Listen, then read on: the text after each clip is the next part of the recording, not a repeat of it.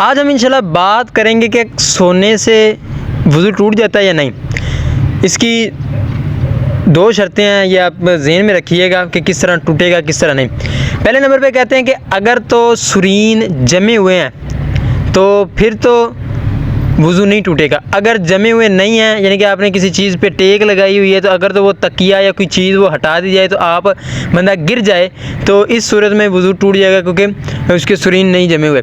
इस तरह कहते हैं कि अगर तो वो गफलत की नींद सोया हुआ है, मिसाल के तौर पे कोई बंदा सोया, आगे किसी ने आवाज़ ही उठ जाए, अगर तो फौरी तौर पे उठ गया तो फिर इस सूरत में वज़ू नहीं टूटेगा। अगर उसने आवाज़ दी लेकिन वो खड़ा नहीं हुआ तो इस सूरत में कहते हैं कि उसका वज़ू टूट जाएगा, क्योंकि ये गफलत की नींद सो रहा था। हमारे आजकल ये बहुत देखा जाता है कि बाज़ लोग होते हैं कि बस ये सुन लेते हैं कि सोने से वज़ू टूट जाता है, तो अगरचे वो इसमें शराइत पाई जा रही हैं कि वो वज़ू नहीं टूटा, लेकिन वो दोबारा वज़ू करते हैं।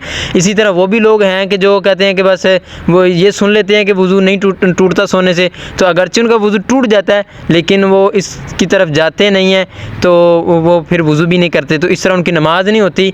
तो मैंने कल भी कहा था कि आज भी कहूँगा, हर बार कहूँगा कि आप उलमा से रजू करें। जो भी आपको दीन मतीन में, शरीयत में कोई मसला दरपेश आए, बजाय इसके कि आप यानी कि सोशल मीडिया पे जाएं, आप उलमा से रजू करें, यानी कि जो आपके इमाम मस्जिद हैं या जिन किसी आलिम को आप जानते हैं, आप उनसे रब्ता करें ताकि आपकी और मेरी तहारत अच्छी हो। जब हमारी तहारत अच्छी होगी तो फिर हमारी नमाज अच्छी होगी। जब हमारी नमाज अच्छी होगी तो हम अल्लाह पाक से उम्मीद कर सकते हैं कि अल्लाह पाक हमें जन्नत में मकाम अता फ़रमाएगा।